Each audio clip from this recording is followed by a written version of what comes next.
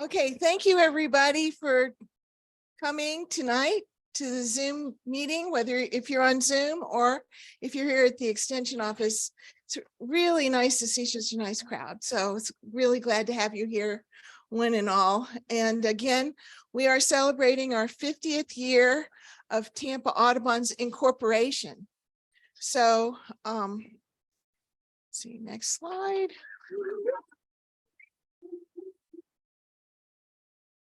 So how do I make it do the next slide? You just hit the next arrow, hit the right arrow on your keyboard. I'm doing that.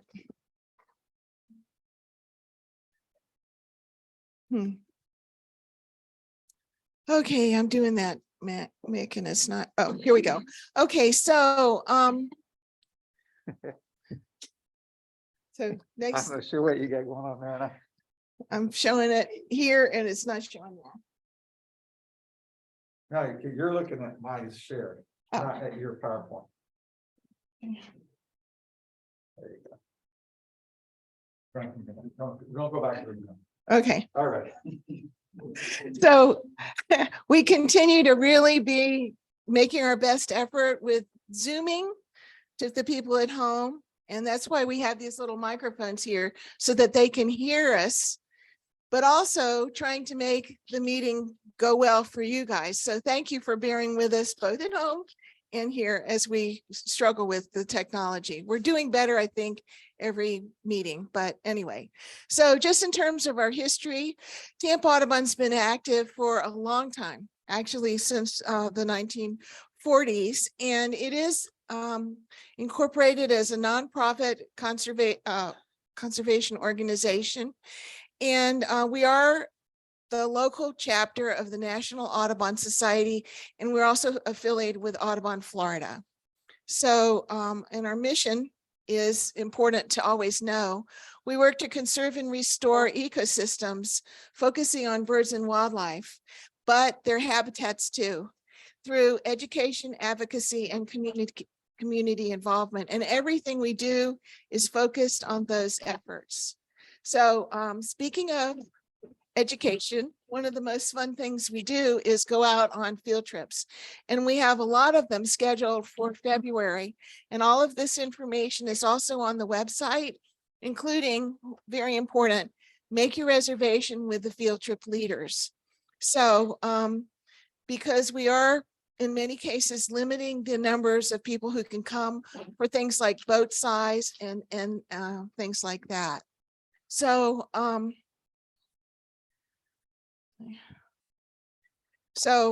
but we do have a lot of field trips, and some of our leaders are here tonight. Does anybody want to talk about the particular field trip that they're leading? Mick, I know you're leading. Not on there, but coming up. The Eco Tour.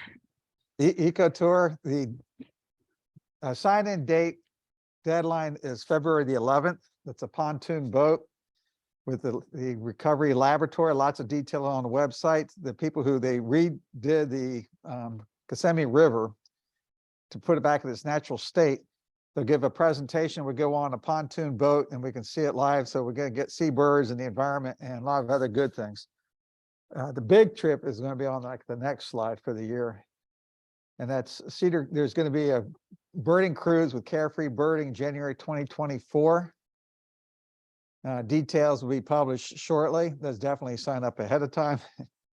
And it's limited to a total of 20 people. Those are fun because you get on the boat, you don't have to unpack your suitcase every night, but you get to great places. So really easy way to travel.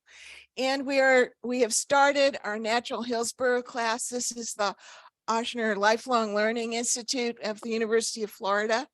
And we've had our first class last Tuesday, and for the next 7 weeks, we will be having classes about something about Natural Hillsborough. This is pretty exciting stuff, and I'm proud of our effort with this.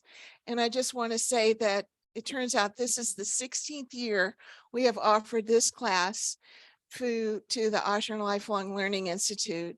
And Tammy, where's Tammy? Tammy and Sandy and Sherry and Mary and I have been involved with them all this time. And it's just a lot of fun for us as well as the participants. A surprising number of people sign up year after year. So, and we did have one couple that actually got married after they went and participate in this. So it comes down to like-minded people getting together, which is great. So let's see. We do a lot of work in the community, and we always talk about this because this is the ongoing efforts that we do. So I just want to let you know that we are continuing with our bird surveys in several places, and Mary is helping to coordinate those. We do help to maintain the garden at Lettuce Lake Park and with the Native Plant Society, and we are manning the Joel Jackson Nature Center at Lettuce Lake on weekends and holiday afternoons and some mornings. So that's when so many people go through that nature center, and we're doing things. We're working to upgrade the exhibits and a lot of other activities out there. We're really excited about that. So we can use help with those kinds of things. If you would like to help us. We also, and Tammy is leading up. Tammy, raise your hand again. She's in the back. Oops. Tammy is leading Project Colony Watch for us, and this is where you adopt a colony in your neighborhood, learn all about the birds there, watch them, and if there's an issue with the colony, some kind of disturbance, you help us report it to the Wildlife Commission, and we can work with you on that. And then Sandy, right here, Sandy, raise your hand, is working on our Project Burrow. And so this is to install artificial burrows for burrowing owls, which nest in the ground. And startlingly, and this is quite shocking to me, it turns out that in the 1940s and 50s, in the United States of America, Hillsborough County had more burrowing owls than anywhere. And now we have very few. So the thing is, we should be the center of burrowing owls. And if the development has really impacted this species, but if we can encourage the ones that are here to reproduce and live and survive through these kinds of burrows, maybe we can bring that population back. And then, of course, our really spectacular effort with our bluebird trails around here. And Sherry's very involved with that. Sherry, if you raise your hand back there. So if you have any questions about that, just let her know and she'll be glad to fill you in on that. And then, of course, we are working on protecting birds that get hooked in fishing line. So we have actually, Tampa Audubon, produced 3 videos about this, which you can see on our website, or if you go to YouTube and hooked birds or hooked pelicans, you can find the videos that Tampa Audubon produced ourselves. I'm kind of, this is impressive stuff for, a society. And those are educational to help people, fishermen, in a non-judgmental way to learn about how to handle when and if they actually hook a bird and how to avoid it. So that's pretty cool. We are supporting the Florida Young Birders Club. And so if you have a young birder who would be interested in joining this, the kids are having a wonderful time. They're going out to special bird areas. They've actually started a J chat where they tell the leaders of the group, we want to learn about this. And he's gotten Zoom presentations from the experts, and they're the only ones who are allowed to ask the questions. So adults can listen and learn, but they can't ask the questions. So very, very cool and very fun. And then I've been talking about avian flu every month. And just this last week, we found out that both sandhill cranes and white pelicans have been diagnosed with avian flu. So this is now well into our native bird populations.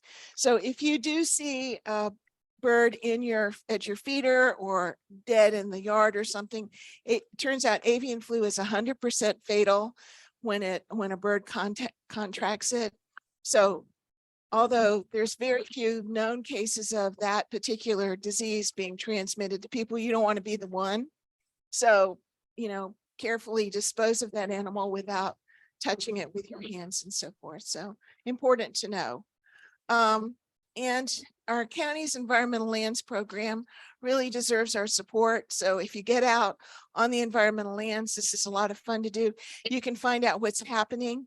And also just really important that people use our environmental lands program, find out how to help it and participate. Our next meeting is going to be particularly wonderful. Dr. Mark Minow, who wrote the book on gardening for Florida butterflies and Florida's caterpillars and so on, is going to be our speaker.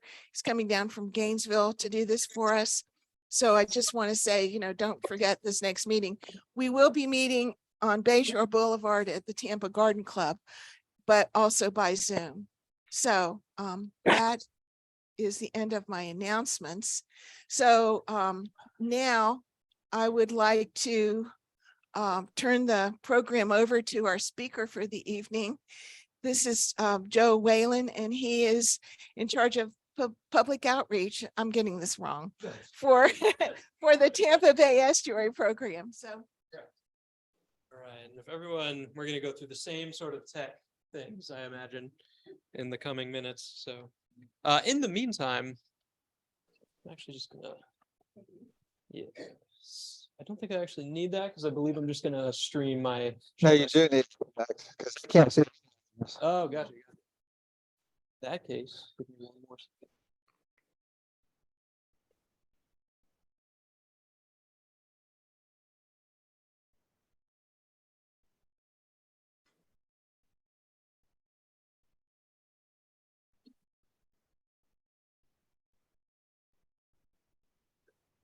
Oh, that's not gonna work.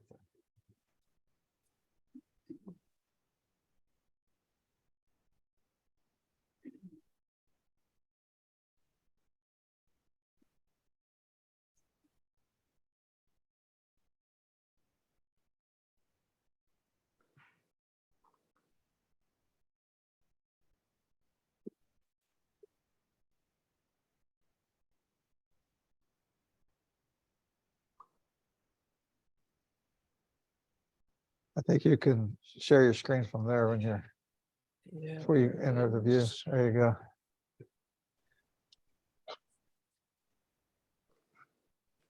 All right, good. We see what you see right now. Okay. See how, no, that's not gonna work. And ours online fills the screen.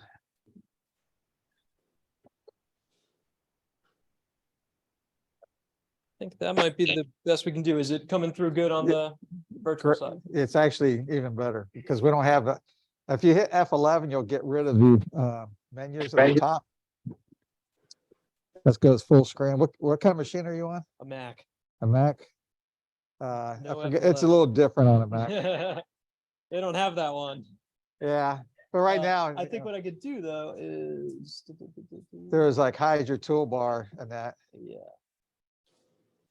Depending on the browser, there's a full screen option, but I've forgotten where it's at. I've gotten out of the Mac world. Control Let's F, try Control F. Nope. Is this terribly distracting?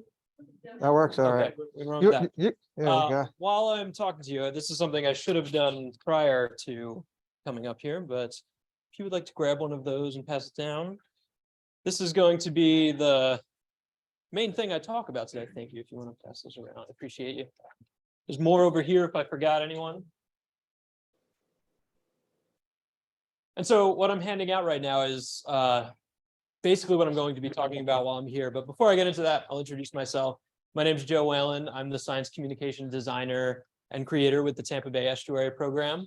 So a lot of my work centers around digital design and figuring out how to best make sure I'm not standing in front of the screen, first of all. Second of all, how to best communicate our work through a lot of the newer digital media platforms that we're constantly learning and trying to adapt to. And there's also, if I forgot anybody, there's more in a box up front, and just to let you know. So a lot of my work, like I said, centers around figuring out how to best communicate the work of the Tampa Bay Estuary Program, which I'm going to talk about. One of the main ways we do that is through this report that you're all holding right now called the State of the Bay. The State of the Bay is a 3-year report, or rather a report that we produce every 3 years that kind of encapsulates all of our work those past 3 years, some of the accomplishments we've experienced, some of the hardships we've experienced. And it's all kind of through this lens of like the state of the Bay. So like the State of the Union, but for Tampa Bay. So it's a really important document, and it's one of our main ways that we get to communicate what's going on with Tampa Bay to people such as yourselves, which are key stakeholders, the people that are out there enjoying the Bay, policymakers, just general citizens. There's many types of key audiences, but people such as yourself are particularly important to us, especially me. When I was in college, I interned with Audubon, and they really like nurtured my passion for the environment. So I think a lot of the reason I'm still working in the field is because of the Audubon folks that I volunteered with. And I really appreciate all of everything y'all do. So I've mentioned the Tampa Bay Estuary Program, that burrowing owl project that we were talking about earlier. That was from a grant from TBEP. So for anyone who's unaware of what TBEP is, the Tampa Bay Estuary Program, we are a national estuary program. There's one of 28 in America.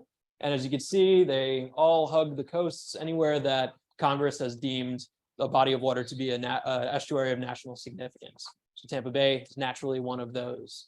But in Florida, we also have Sarasota Bay, Charlotte Harbor, Indian River Lagoon. I'm sure you all are familiar with a lot of the issues faced on that side of the state as well. So we all kind of like talk to each other and share lessons learned. We all attend conferences all over the country all the time. It's a real fun time. But NEPs are great. And I'll get into, through this presentation, you'll experience why. Here's the team. Not too long ago, probably about 6 months ago, we were only 6 people.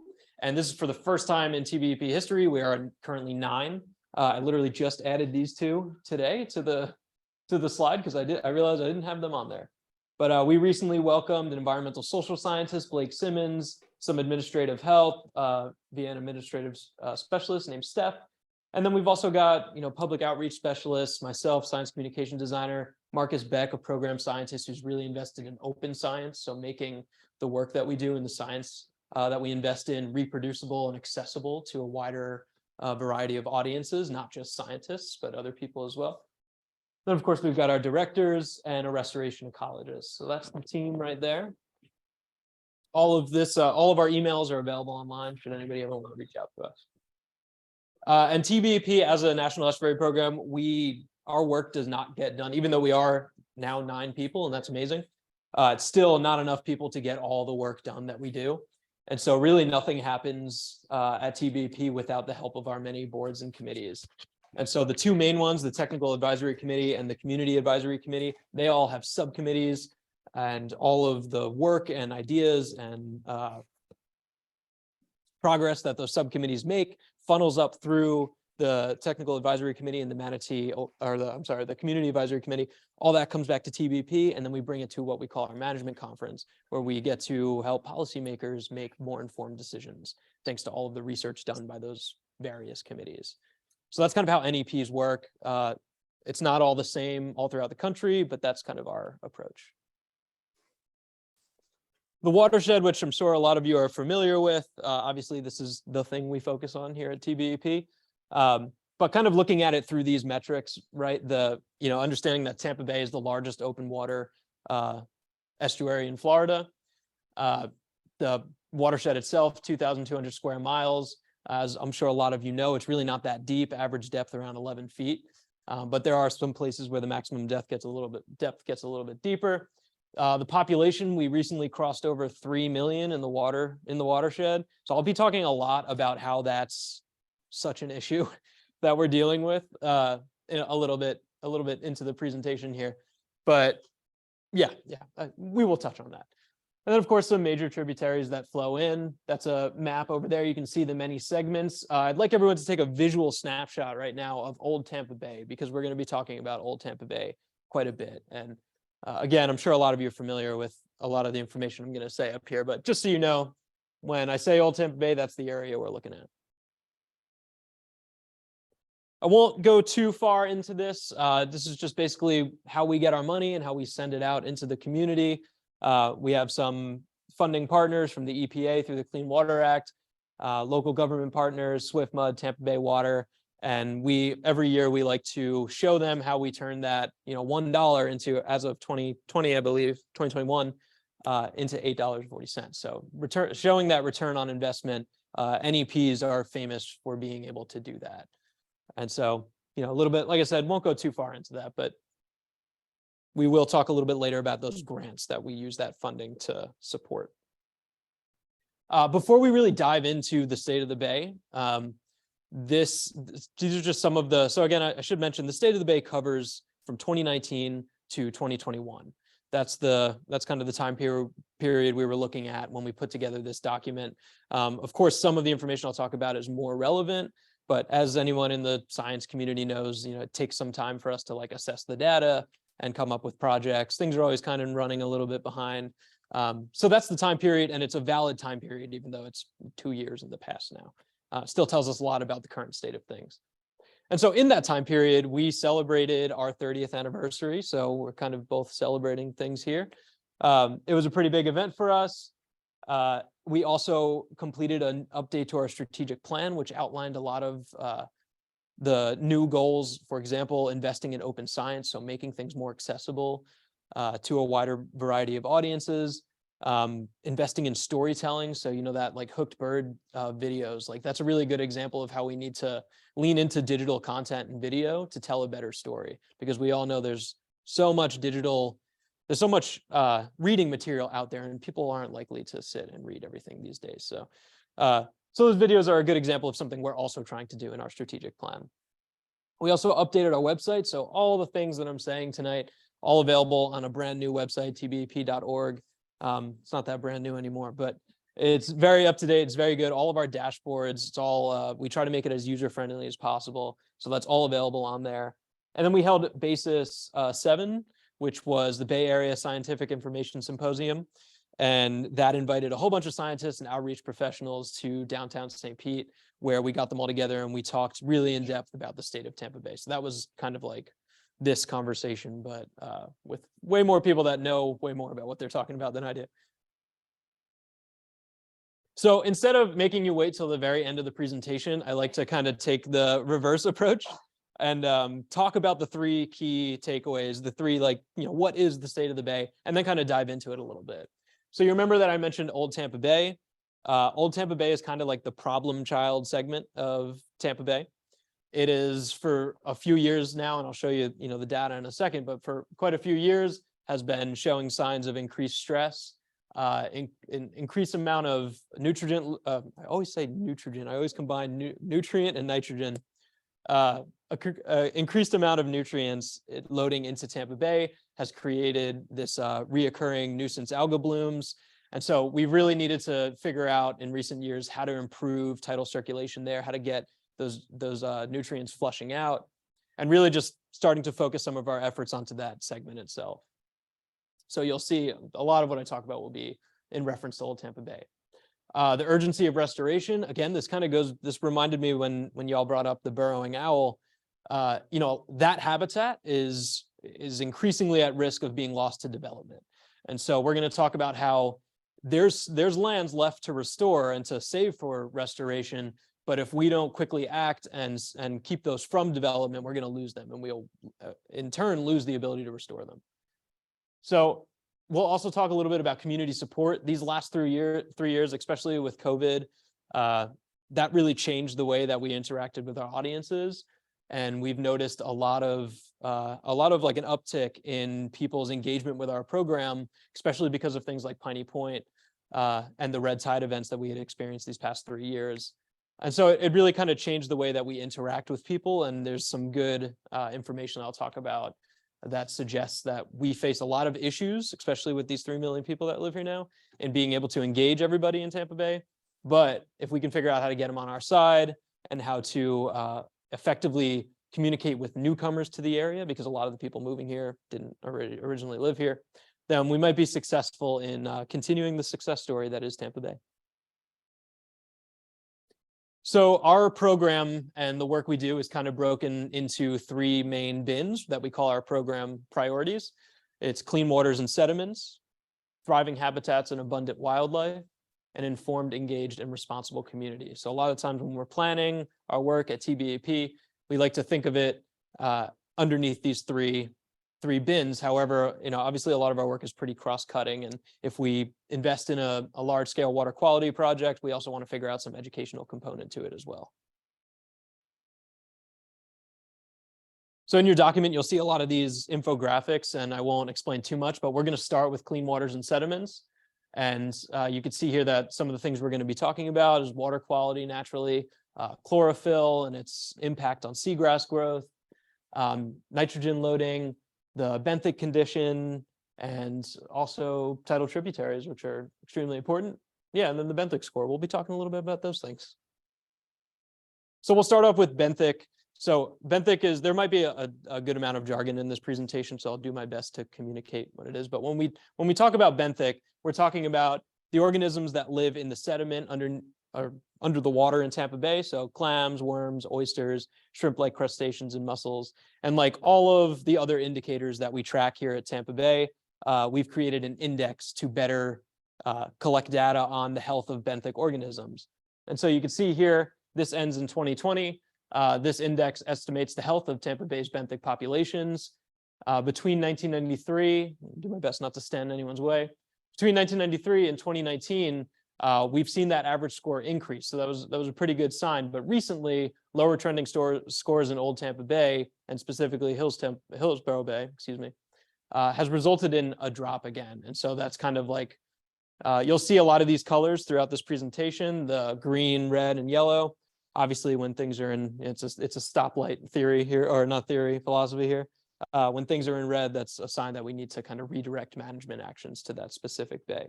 You can see there in Old Tampa Bay and Hillsborough Bay on the left-hand side here, dropping down from fair to poor and then poor to fair. So we've obviously got to kind of direct some of our management actions in that area. Tidal tributaries, and I'm going to be covering a whole lot of information. So that document you have will provide all the context that you might need if you want to dive deeper into anything. The many tributaries that flow into Tampa Bay, those are obviously extremely important habitats, extremely important transportation devices of nutrients. So we need to track those. We need to come up with an index to track those as well. They're a key indicator. So recently in the past 2 years, we developed the Tidal Creek assessment, which provided us with a framework to better evaluate the health of these tributaries. And so again, as with all of the indicators that we tracked, the point here is to take that information and then figure out, kind of get together through the technical advisory committee and figure out, okay, we got this data. How can we better manage the tributaries flowing into Tampa Bay with this information? And so there's 225 creeks that are tracked through the Tidal Tributaries dashboard. And in this current assessment period, you could see that a lot of them have no data. And so kind of like while 58 have that green monitor, stay the course, keep doing the work that we're doing, 8 have that caution, there might be some negative results there. We got to keep our head on, and then investigate and prioritize are kind of we really got to look at those and start talking about those. But the fact that 140 of the 225 have no data is an indication that really we just need to start collecting more data on tidal tributaries. We haven't really been paying enough attention to the role they're playing in transporting nutrients into Tampa Bay. And so it would benefit us to figure out how to increase that monitoring. And that's going to take a little bit of training. We've started coming up with some tools to help people better assess the health of tributaries and go out and actually collect that data. So nitrogen is, any presentation you hear from TBEP, you're going to hear the word nitrogen because that's one of our main indicators. It's intricately connected to the health of so many other things. But at the same time, it's an essential nutrient in the ecosystem. So we're never necessarily talking about it as if it's a terrible thing. It's just obviously in abundance. It can have some negative effects like leading to algae blooms. And we all are familiar with red tide events at this point. When algae blooms, it can reduce the oxygen levels in the water. Nitrogen is essentially plant food. That's why it's in fertilizer. And that's why some of you might be familiar with the Bee Floridian campaign, where we try to get people not to fertilize in the summer during the rainy season. But when there's too much of that nitrogen in the water, it creates these blooms that can suffocate the fish and the wildlife, reduce light availability to the seagrass below by increasing chlorophyll. And it could also result in other blooms that we saw following Piney Point there, the ulva blooms. So in tracking nitrogen, we look at all of the sources of nitrogen. So we track total nitrogen loads to the bay's major segments. I can see there 64% comes from non-point sources like stormwater runoff. And this is a data set that we've maintained for a while. So this is from 2011 to 2020. I know that text is a little small there. And so it's important for us to track this so we can see, you know, what is the primary source of this nitrogen loading to Tampa Bay and how can we better direct actions to reduce that. So in the case of non-point sources, something again like the Bee Floridian campaign was in an effort to figure out how to get lower amounts of nitrogen seeping off from people's lawns into the stormwater system. So that's another way, the cross-cutting of, you know, the technical side with the outreach side. And so this is actually this graph kind of illustrates some good news. So, you know, as we've talked about 3 million people and growing, but despite this population growth, we have actually seen in general, bay-wide nutrient loads generally declining. And so this is while that is not you know, we don't look at this and we're like, oh, we're in the clear, because certain segments like Old Tampa Bay is still very much in trouble. This does kind of let us know that like some of the work that we're doing is having a positive impact. May I ask a question? Yeah. On the last slide, so the 64%, that's just from people's yards, or is it from all agriculture, any runoff into the storm water system? Yeah, so the question, as I understand it, was the 64%, is that just from people's yards? No, that's part of it, but the non-point sources in this case is like just stormwater runoff in general. So that could also be from SSOs, sanitary sewer overflows, things like that.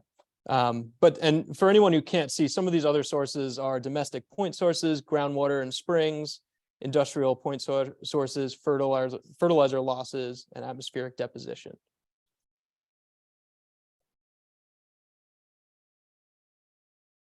So some of the project features in that document, you'll see a lot of times we talk about a thing, and then we talk about some projects that we've undergone in the past 3 years to address it. So, you know, these speak directly to stormwater improvement projects. So the wastewater treatment plant vulnerability assessment was something created in an effort to better predict how vulnerable wastewater treatment plants are to increasing amounts of rainfall. And so if we can increase our ability to predict when we're going to experience those high rainfall events, and in turn situations where our wastewater systems are overflowed, then we can better mitigate for those sanitary sewer overflows and figure out a better strategy for identifying hotspot areas that need our attention prior to events of extreme weather. So water quality is obviously one of our main key indicators. Every year we put out this thing called the Water Quality Report Card, which looks a lot like that benthic index. We try to use these color coding across the board. So anytime you see these green, it means stay the course, keep doing the work that we're doing. Yellow, it's kind of a on alert thing, or rather caution. And then the red is on alert. Let's start talking to the TAC. Let's figure out pulling stakeholders in, start talking about how we can get some projects off the ground to address these issues. So in the case of water quality, we collect data from 45 stations in Tampa Bay. In 2021, the most recent results that we have up until about a couple of weeks ago, but those results aren't released yet, indicated that water quality has continued to remain supportive of seagrasses in 3 of the 4 bay segments. And you can see there that that 4th bay segment is Old Tampa Bay. In these segments, like I said, the plan there is to stay the course and continued planned projects and the collection of samples. So keep doing our work.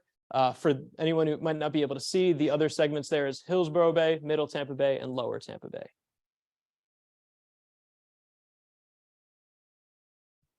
So as I mentioned earlier, those persistent blooms of something called Pyrodinium bahamense in Old Tampa Bay has resulted in the bay segment's inability to meet chlorophyll A concentrations. And by that, we mean it has been unable to meet the threshold we've set for chlorophyll that identify, or rather that create a situation where seagrass growth can still happen because enough light is reaching through all that plant matter and feeding the seagrass at the bottom of the bay. In 2021, that marks 7 consecutive years of caution in Old Tampa Bay. Bay managers will increase efforts to monitor this segment and develop nitrogen management strategies. So we'll talk a little bit about what those look like, but just to kind of reiterate, Old Tampa Bay is an issue. We got to figure out what we're going to do to address some of those issues. Yeah. So that bloom that you just mentioned there, what kind of organism is that? It's a Hab harmful algal bloom. I don't really know if I have the information to dive any more into the specifics of that. Dinoflagellate, yeah.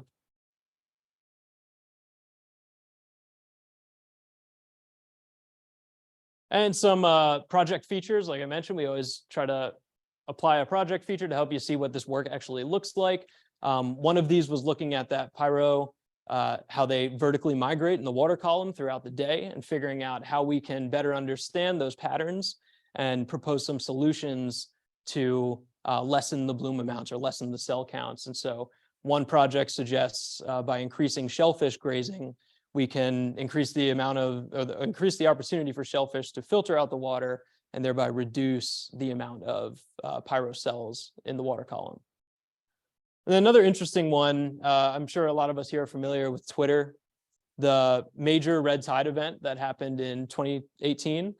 There was a red tide study that had basically looked at how much people were tweeting at that time in relation to red tide and tried to establish whether or not some connections could be made regarding what people are saying on Twitter, where the hotspots of where red tide was at its worst, and how municipalities in the future could use that information to better target, health messaging and help people address issues as they occur. So that's a really interesting study, and we're hoping to have kind of build on that in the future and keep leaning into the power of social media to inform environmental efforts. So Piney Point, I'm sure a lot of us, if not all of us here, are familiar with Piney Point, but just as an overview, 215 million gallons of mixed seawater, processed water was discharged into the bay. We quickly responded by working with our partners to develop an open science data portal with over 12,000 data points. So basically pulling in our partners to start collecting water quality and macroalgae samples immediately following the event. So essentially just trying to create a database so we can then, point to any change that we had experienced. Immediate impacts to seagrass were not observed, but unusual water quality and macroalgae conditions were evident during mid-2021. And if people remember, Piney Point had happened in end of February 2021.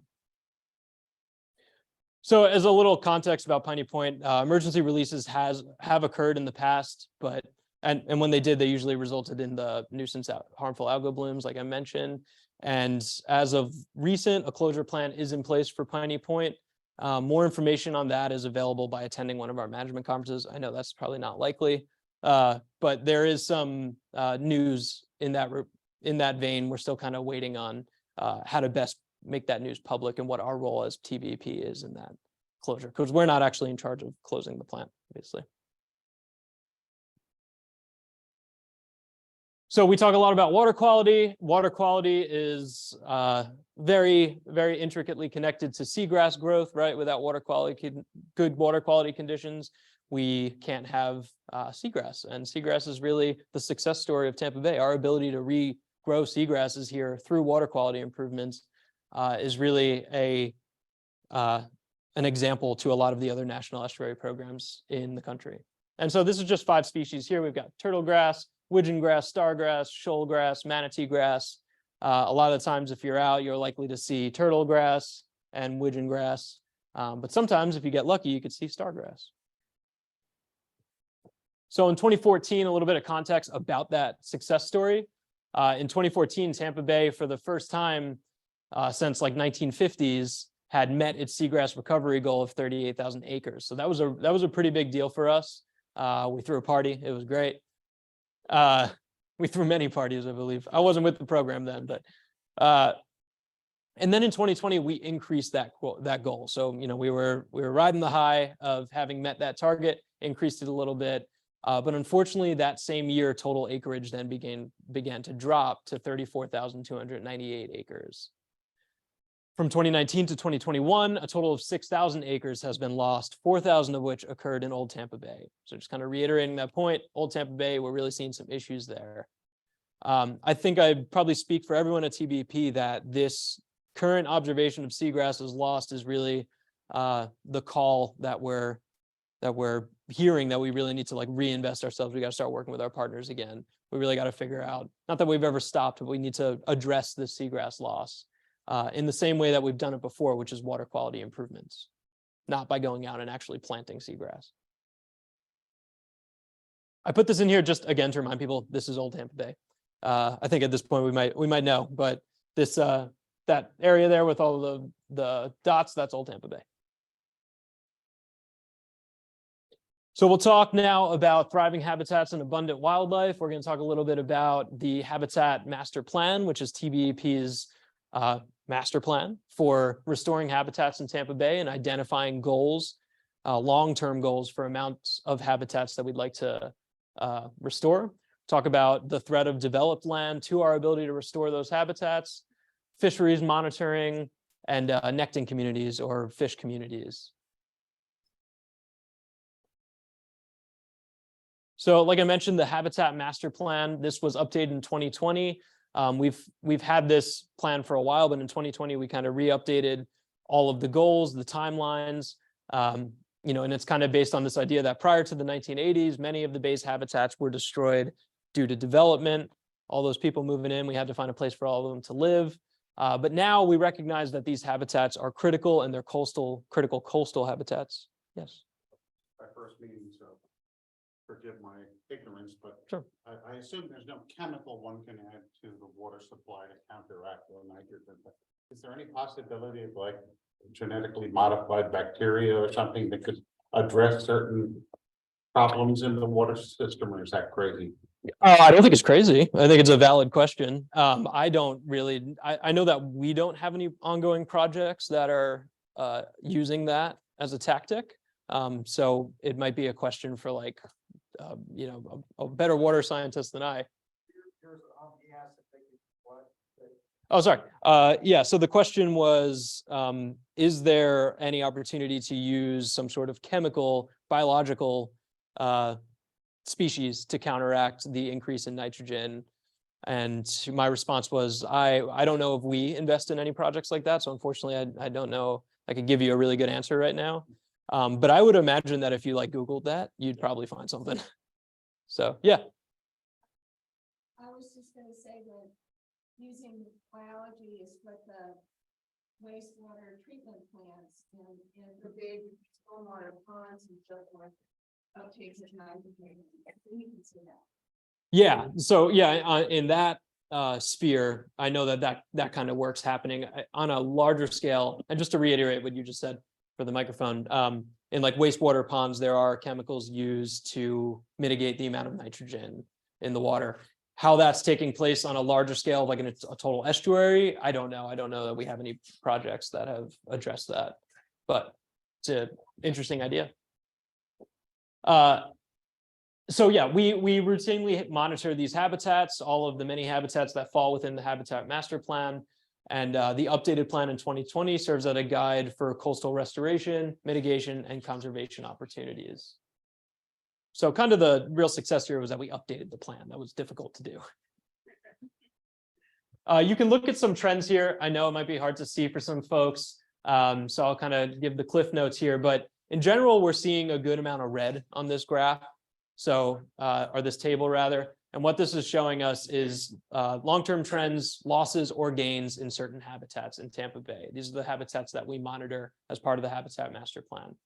So you can see that we've seen a 28% drop in coastal uplands, 48% increase in developed land. So that increase obviously not a good thing because we're losing restorable habitat to develop land, excuse me. Other significant losses is native uplands, a 39% decrease. We've seen an increase in open water and some really good increases in mangrove forests, which we all love our mangroves, and salt barrens and salt marshes.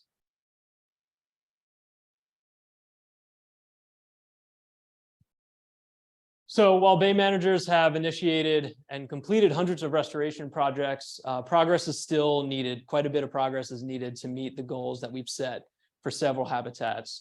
Of significant priority, living shorelines, seagrasses, and oyster bars fall into that category. Other opportunities for increased restoration here is in salt barrens and intertidal habitats. So again, I know that graph's a little small, especially with the screen crunched, but we had 171 projects and 1,288 acres of habitat restored between 2019 and 2021. And so just to reiterate the urgency of restoration, this graph, I've kind of talked about how we're losing native uplands, those places that like the burrowing owl loves. We're losing those places to development. And so this graph here is a very confusing graph when you first look at it. But essentially what I've tried to do here is highlight the fact that this developed, that you can see on the left-hand side, developed at top, that blue rectangle gets bigger on the right-hand side. And what's feeding that is a loss of native uplands and a loss of overall restorable habitat. And so continued population growth and urbanization triggers an increase in developed land at the expense of restorable habitat, specifically native uplands. The Nectin Index. So Nectin is a term we use for fish. And so the Nectin Index is tracking long-term trends of fish and invertebrate species.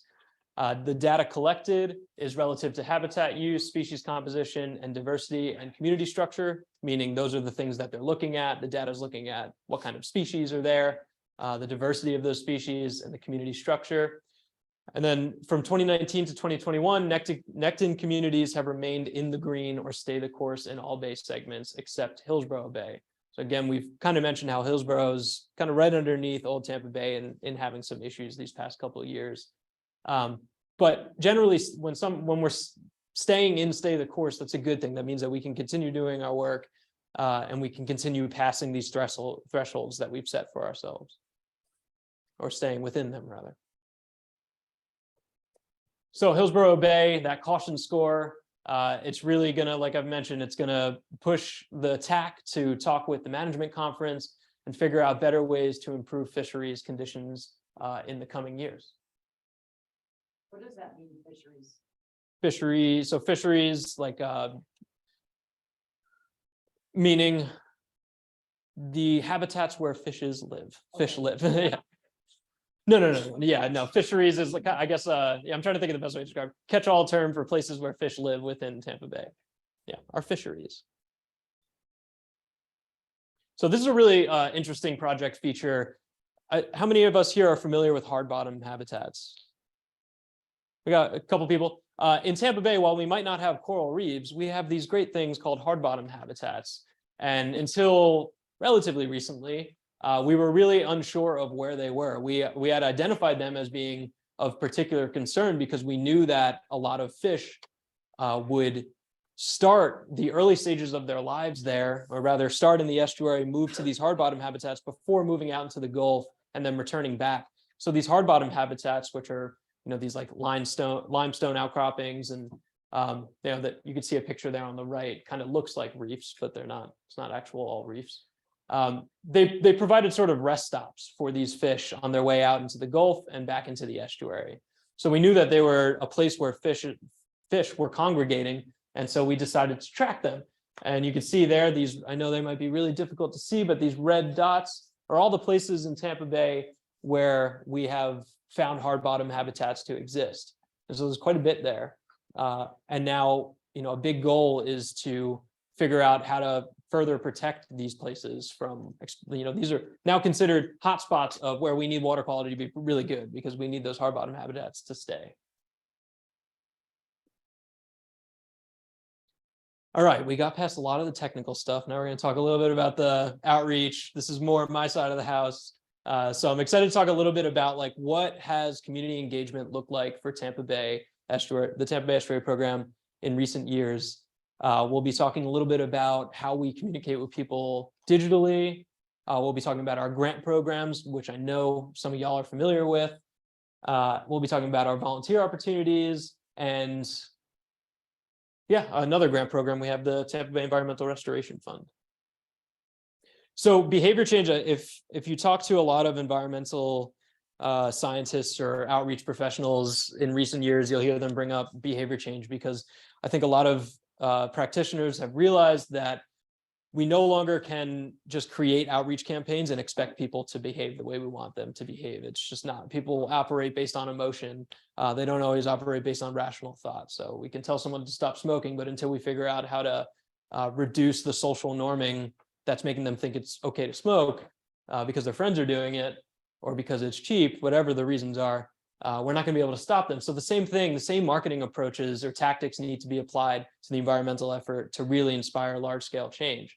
And so we use these social marketing campaigns to better inform the development of our campaigns. We recognize that emotional, physical, and monetary barriers exist and impact an audience's ability to adopt a desired behavior change. And these campaigns that are informed by social science, they're more effective at capturing our attention and inspiring action because they better understand our audiences. One of our most recent ones is called Pipe Up. This was a campaign to reduce nutrient and bacteriological pollution in Tampa Bay by encouraging homeowners and home buyers to inspect, repair, or replace aging private lateral sewer lines. And this is all done in an effort to prevent those sanitary sewer overflows into Tampa Bay. So a little known fact, a lot of the homes in Tampa Bay built before 1975, the pipes are made out of a different material, and they're a lot more prone to cracks, especially all this, after all this time. And so anyone who owns a home before 1975, it would really benefit them to get those lines inspected so that they're not, dealing with potentially multiples of thousands of dollars down the road. Instead, they're dealing with a camera scope inspection now. That's kind of the issue that we identified. We completed some quantitative and qualitative surveying to kind of talk to our target audiences, home buyers or homeowners, and be like, what would it take for you to actually get your lateral sewer lines inspected? Obviously, that's not an easy thing to do. No one wants to do that. No one wants to spend that money. The topic itself is not sexy. There's nothing cool about it. So you really got to figure out, like, how are we going to market this thing? So we took the comedy approach. We made this really crazy video that it's on our website if you want to check it out. But we basically leaned into figuring out how to get people talking about the dirtier side of sanitary sewer overflows and get conversations on Facebook occurring where people are just, having candid conversations about this having happened to them, or, the benefits of getting that sewer scope inspection. We saw some really good results, but ultimately we realized that unless there's a rebate program in place, people aren't going to do it. Luckily, in Pinellas County, there is a rebate program in place now, and we are currently funding a new ad campaign to promote that. You can go on Pinellas County's website and find out if you're eligible, if anybody here lives in Pinellas County.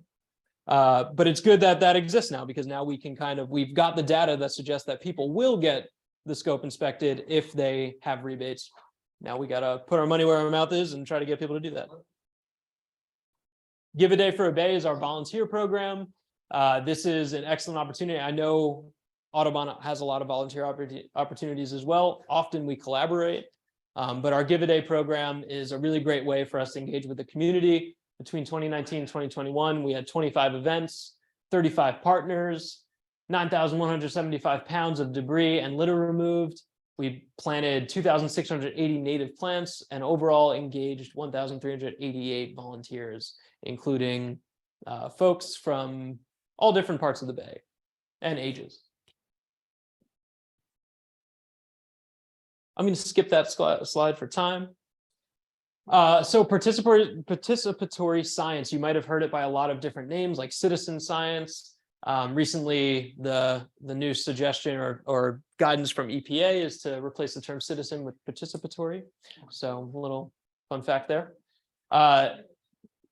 We engage in a lot of these sorts of initiatives, and the overall goal here is to just get the general public invested and engaged in science and get them experientially engaged in it. So doing something. One of the most recent ones we have that might be a good opportunity for anyone here that has access to a dock is the Vertical Oyster Garden project, which invites dock owners to adopt their own VOG, Vertical Oyster Garden, which is basically just a string of recycled oyster shells. Hang them from the dock. Once hung there for a while and given time for larval oysters to build on them, they will grow and go from something like that to a much larger one that has expanded and become great habitat for a whole bunch of things, including fish, crabs, and they also lend themselves to filtering the water. We also have the Great Bay Scallop Search, which is organized by Tampa Bay Watch.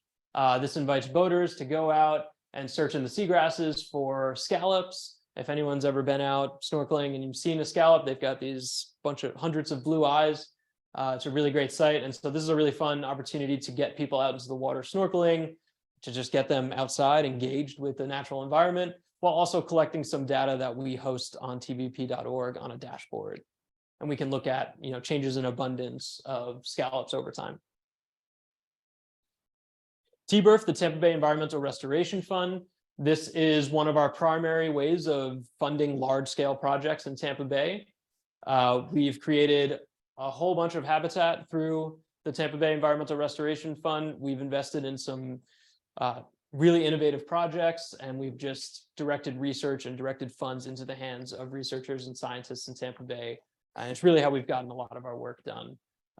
Between 2019 and 2021, $2.8 million in total funding and $1.7 million in matching funds were awarded to 25 projects through TBERF. So it's some pretty good metrics there. Our Bay Mini Grants are, so that the Burrowing Owl Project, that's a product of the Bay Mini Grant. Our Bay Mini Grant program has been a really great way for us to fund projects for folks that might not be able to take on a $50,000 TBERF project, but they can take on a up to $5,000 Bay Mini Grant project, a little smaller scale. And it's a really, really good opportunity for the community to engage with Tampa Bay Estuary Program and get some funds to complete some environmental projects that they've come up with.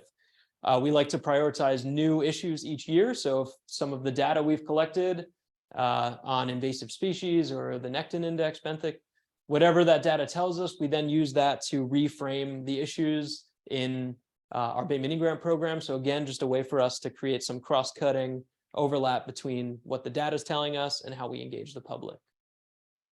And that picture there is a picture of a rain garden in Gulfport.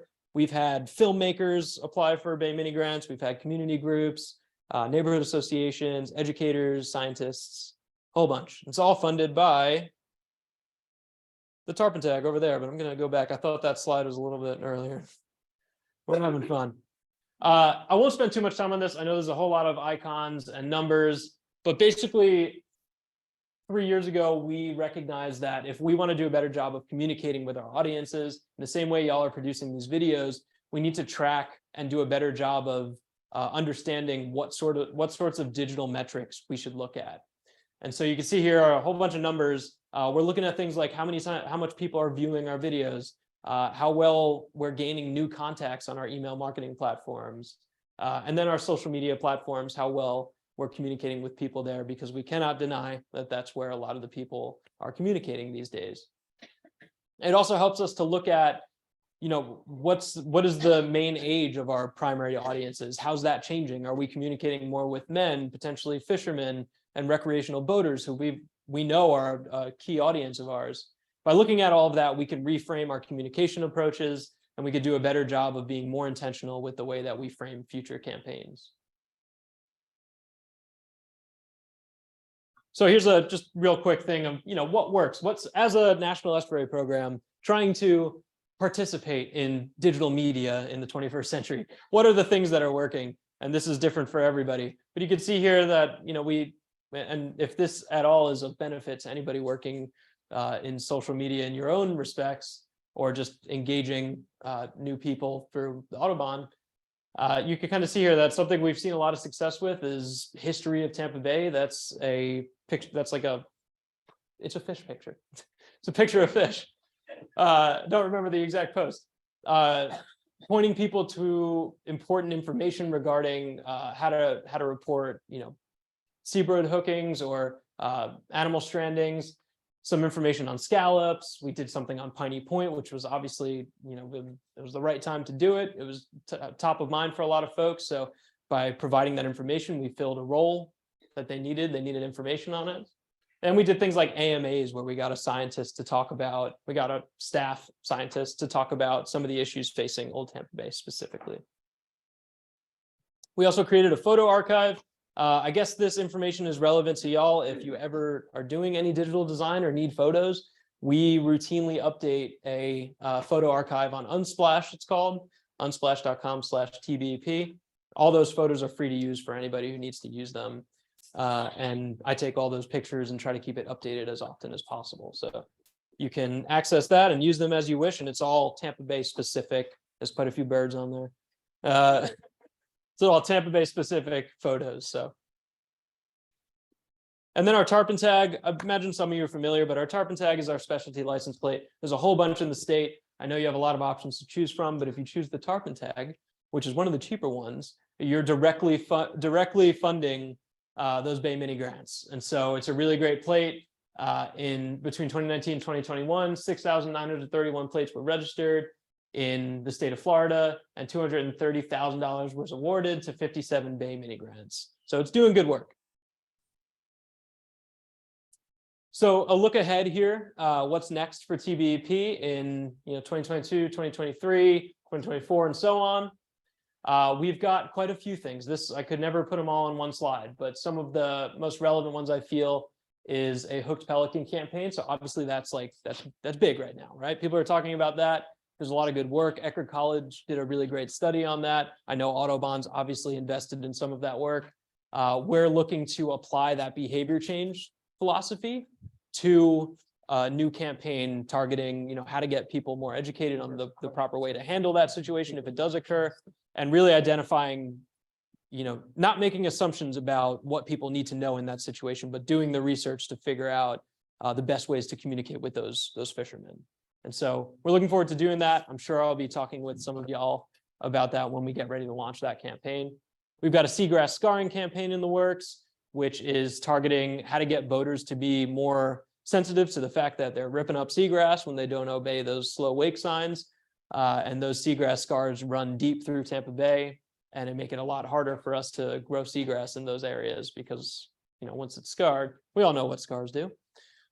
The CCMP update, our Comprehensive Conservation Management Plan, it's kind of our guiding document. We're creating an update to that, so that's going to continue to frame the work for the Tampa Bay Estuary Program for years to come. And then we have the Trash Free Waters Project, which has been a project in the works for the past 2 years, which essentially, instead of just removing litter from the environment, tries to create a litter profile. So looking at what brands we're seeing in our waterways, how much of those brands, how much plastic we're seeing versus styrofoam versus metals. So by creating that profile, we can then create a more informed litter management plan, which is the ultimate goal there. Figure out how to talk to some of those restaurants, how to talk to some of those fast food chains, and approach it not as a accusatory, or not in an accusatory way, but instead be like, we've got data to say that there's a bunch of McDonald's right here in this specific trap. How can we work with you guys to figure out, we know it's coming from this specific location. So it's kind of like the benefit of using data to be able to just point to that and say, it's not just some non-point source of pollution. It's like we can say this is where it's coming from.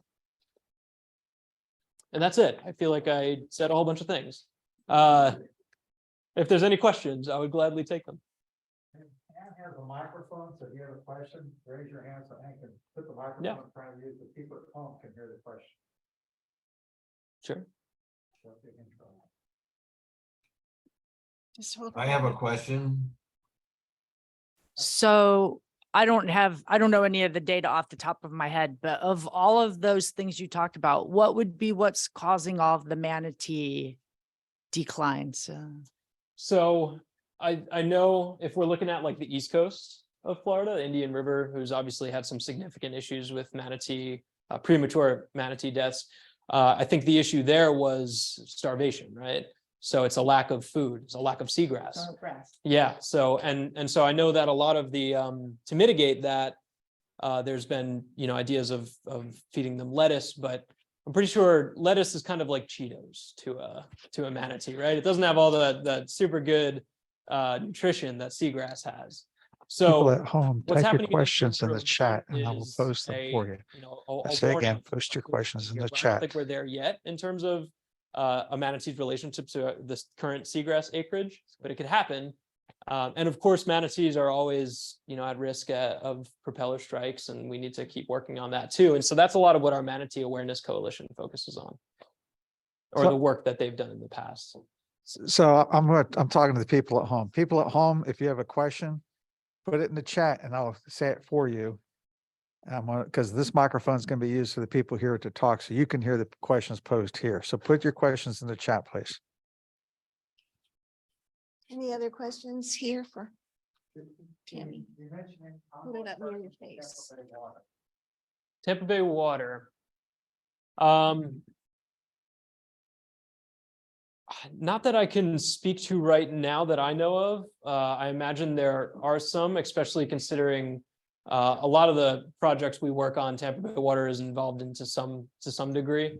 But I'm not sure I can speak to any specifically right now, unfortunately. The question is, they'd like to know more about tributary monitoring.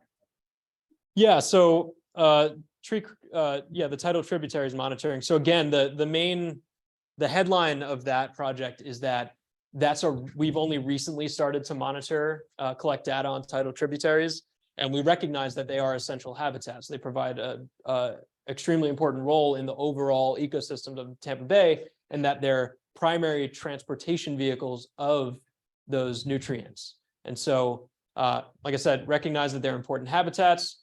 They are a vehicle for transportation of nutrients.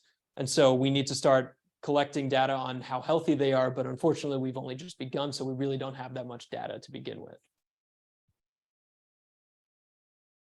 Okay. I'm wondering how much you work with local governments in terms of, like, some of the goals of your projects obviously has to have a partner there. And I'm thinking specifically about habitat loss, because we know that the local governments can change the zoning and are selling a lot of these lands to developers, or allowing them to be sold to developers for development. So, and how are they with you on the program here, or, how successful is that? Yeah, so that's really where our policy board and the management conference that I talked about, that's really where they come into play. So when we sit down each quarter with our policy board members, those are all elected officials from different municipalities or local governments.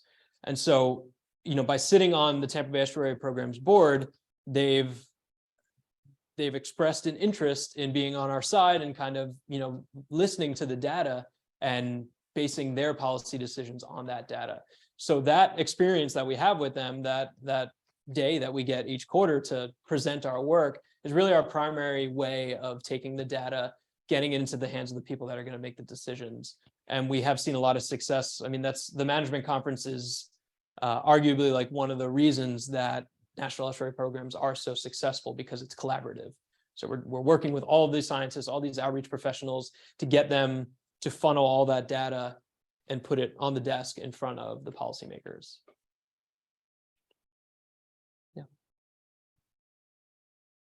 Hi, as a person who is driving around behind shopping centers and looking in ponds for stormwater ponds for birds, I've always been struck by the amount of trash and garbage. So I thought it was very interesting that you're trying to identify major culprits. And I just wonder, I mean, there's almost no pond or retention pond behind a shopping center that's cleaned up. And I just wonder if there's some way to make those shopping centers be responsible for cleaning up those ponds, because all that crap is going out, is being flushed out through the drain into wherever. Yeah. I mean, and also thank you for your grant for the burrowing owls and for the extension. Yeah. We're struggling with it, but thank you very much. Yeah, of course, you're more than welcome. Yeah, that's a really good question. And so that kind of touches on the heart of the Trash-Free Waters Project, which is, so just for context, that's a relatively new program the EPA created to, again, like take a different approach to marine debris removal, because we recognize that we know where it's coming from a lot of the time. We can see it, but simply going up to those stores and saying, like, we know it's you, that doesn't always work. Like pointing the finger isn't the best way. As a National Estuary Program, that's not really our role. We're not a regulatory agency, so we don't have that power. But instead, if we can take the data and approach them in a different way and be like, listen, this is what we're seeing. We've got this program where, we work with these businesses and we shout you out on social media. We give you all the shine. And, in turn, you figure out better ways to mitigate how much trash is leaving and entering into the stormwater pond behind the building. And you also get to kind of, show everybody that you're environmentally aware. And so it's trying to take a different approach to these partnerships with the private sector to hopefully have a more beneficial impact on marine debris. Well, I wondered about just making the owner of the shopping center who doesn't have a specific business in there. Oh, be yeah. Responsible for cleaning up those ponds behind, around their Mhm. business, and he would probably put pressure on the Talking about Prevent- pressuring the business owner huge of the stores, pressuring the vendors. Yeah, I mean, and again, like that's not our role. Yeah. But what we can do is show them the data and I think like it's kind of like the tragedy of the commons, right? Like people are always going to be like, well, it's not, that's the other person that's getting all those straws are coming from. But like if we show the data and we can tell that they're coming from your establishment, you have these straws, then we can, it's harder for them to ignore it then. There's one question from online. Yeah. So the online question is, for community outreach, could it be a good idea to aim for expanded presence on TikTok and Facebook so people could appreciate the beauty in bird and wildlife and take a greater position in preserving it? I think he's trying like a lot of the photos and stuff, the beauty of the environment, and then on social media, pushing it that way. Yeah, I mean, like all social media platforms, there's benefit to participating in them. I think the data, if we're looking at it through a data lens, Facebook in America at least is on the decline. It's very big in other countries, but in America, it might not be the smartest place to market at this moment in time. TikTok, completely different story, but also requires a completely different approach and mindset.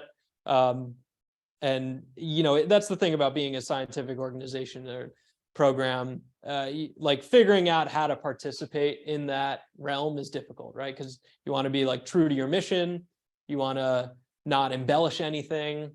But there's a lot of benefits of humor, right? Humor is what breaks down the like confusing nature of science. And so, yeah. Do we have any other questions for Joe? Well, he's here. What a good presentation. Thank you. Thank you so much. Thank you. I know it was a lot. I appreciate you guys. And I'm really happy for this booklet because it really does help with understanding the presentation. One more thing before I let you go. The Tampa Audubon Society annually elects its officers and board members. And we have an election coming up in May, and we have a couple of positions available on the board if someone would like to serve. We'd be really happy. It's good to get new people on the board, although we will miss the ones who are migrating off. And but we do have 2 positions that will become available assuming that we elect the people who are currently on the board. So, so the election will be held in May. But if you can let us know if anybody would like to be on the board, it's a lot of fun. You find out what the heck is going on behind the scenes and you get to know what is really happening. Plus you get to ask for your project to be supported by the group. And the pay is great. So anyway, thanks again, everybody, for coming. And it's always fun to be with Tampa Audubon folks. Thank you.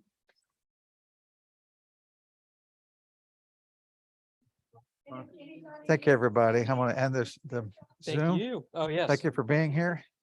And we'll see you next time for the Garden Club. Have a great evening, everyone.